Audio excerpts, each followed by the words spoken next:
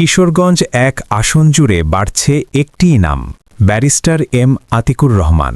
দেশনেত্রী বেগম খালেদা জিয়া এবং তারেক রহমানের সিদ্ধান্তকে সর্বোচ্চ সম্মান জানিয়ে তিনি স্পষ্ট বার্তা দিয়েছেন, এখানে চূড়ান্ত কথা বলবে জনগণ, জনগণের রায়ই আমাদের সিদ্ধান্ত। উপজেলা পরিষদের সামনে সাধারণ মানুষের প্রতি তার অঙ্গীকার, ত্যাগী কর্মীদের মূল্যায়ন, দলীয় ঐক্য এবং উন্নয়নের পথে অবিচল থাকা। তিনি বলেন, যারা কঠিন সময়ে দলকে ধরে রেখেছেন তারাই হবেন আগামী দিনের উন্নয়নের কাণ্ডারি। ঐক্যের আহ্বান জানিয়ে ব্যারিস্টার আতিক বলেন, এ নির্বাচন শুধু ক্ষমতার নয়, এটি গণতন্ত্র পুনরুদ্ধার ও মানুষের মুক্তির লড়াই। শাহিনুর ইসলাম শাহিন, কিশোরগঞ্জ। প্রবাহ নিউজ 24। প্রবাহিত হোক তথ্য, উন্মোচিত হোক সত্য। এবং আইন পেশা নিয়োজিত হই। আপনি জানেন বাংলাদেশে আসার পরে 2010 সাল থেকে 9 সাল থেকে আপনার এই বেসিক্যালি বলা যায় 111-এর পর থেকে বাংলাদেশে কিন্তু একটা স্বৈরতান্ত্রিক শাসন ব্যবস্থা ছিল, এবং সেই স্বৈরতান্ত্রিক ব্যবস্থায় আমার দলের নেতাকর্মী যারা ছিলেন, যারা বিভিন্ন সময় জেল খেটেছেন, বেগম খালেদা জিয়া, জনাব তারেক রহমান সহ কিশোরগঞ্জ জেলার শত শত, ইভেন বলা যাবে যে 2 সহস্রাধিক মানুষকে আমি জামিন করিয়েছি।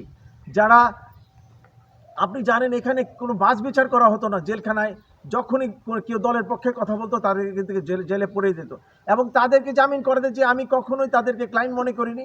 আমি মনে করেছি তারা আমার সহকর্মী, তারা আমাদের রাজনৈতিক যোদ্ধা, যার কারণে কখনোই আমি তাদের কাছ থেকে কোনো আমার এই যে পেশাগত ফিস যে তাদের কাছ থেকে নিয়ে নিই, বরং আমি আমার নিজে থেকেই এই মামলাগুলো ফাইল করে ওনাদেরকে কিশোরগঞ্জের যে সিনিয়র নেতৃবৃন্দ থেকে শুরু করে কিশোরগঞ্জ জেলা বিএনপি, যুব দল, ছাত্র দল, স্বেচ্ছাসেবক দল, শ্রমিক দল, যেই বলেন তাদের জন্য আমি কাজ করার চেষ্টা করেছি।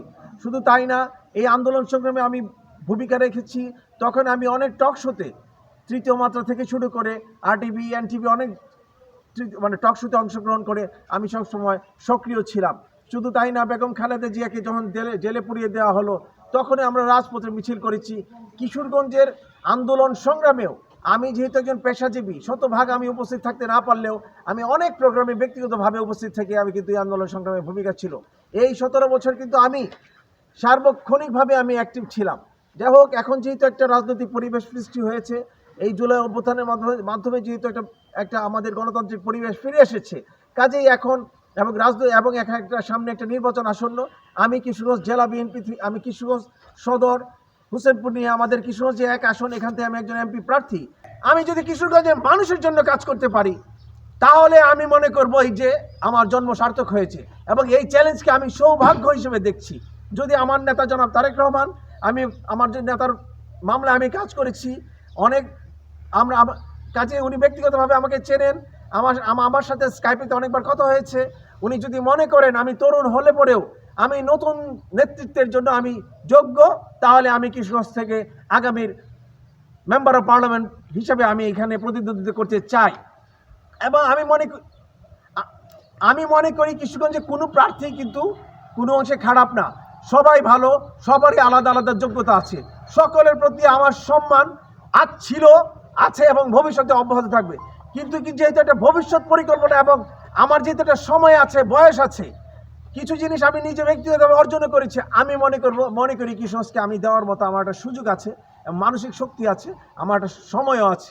তো কাজেই যদি কিশোরগঞ্জকে আমাকে সুযোগ দেওয়া হয় তাহলে ওই গ্রেট কিশোরগঞ্জের অংশ হিসেবে আমি একটা ইকোনমিক জোন করতে চাই। আজকে আমরা যেখানে দাঁড়িয়ে আছি, যে এই যে কিশোরগঞ্জ উপজেলা কমপ্লেক্স, এই উপজেলা কমপ্লেক্সে এখানে আইটি হচ্ছে, এটা তো এখানে সরকারিভাবে হচ্ছে। যদি এই বিএনপি ক্ষমতায় আসতে পারে, আমরা বলেছি একটা ইকোনমিক জোন, ইন্ডাস্ট্রিয়ালিস্ট, এখানে যেন কর্মসংস্থান হয়, ছেলেমেয়েরা যাতে পাশ করার পরে তাদের চাকরির জন্য যেন ঢাকায় শহরে যে কষ্ট করতে না হয়, এখানে এটা এই জন্য ইকোনমিক জোন করার চিন্তা করেছি। আরেকটা হলো যে মেডিকেল জোন, যেহেতু আপনারা জানেন কিশোরগঞ্জে কিন্তু খুবই কষ্টের কথা আমি বারবার বলি, এতগুলো ক্লিনিক হয়েছে, যেখানে একটা হাসপাতাল আছে, 2-3টা হাসপাতাল আছে, সরকারি হাসপাতাল, ওখানে মানুষ চিকিৎসা সেবা থেকে বঞ্চিত হচ্ছে বরং এই ক্লিনিকগুলোর কারণে। যাই হোক, ক্লিনিকগুলো হয়েছে, বৈধভাবে হোক অবৈধভাবে হোক, আমার এলাকার ভাইরাই করেছেন, এটাকে যদি আমরা স্থানান্তরিত করতে পারি, আমি বারবার একটা কথা বলি, সেই ঢাকার হাজারীবাগের মতো যদি আমরা স্থানান্তর করতে পারি তাহলে সব শহরে আমরা ছিমছাম ঘুরে বেড়াতে পারবো, আনন্দ করতে পারবো, আলো বাতাসের মধ্যে আমরা বড় হতে পারবো।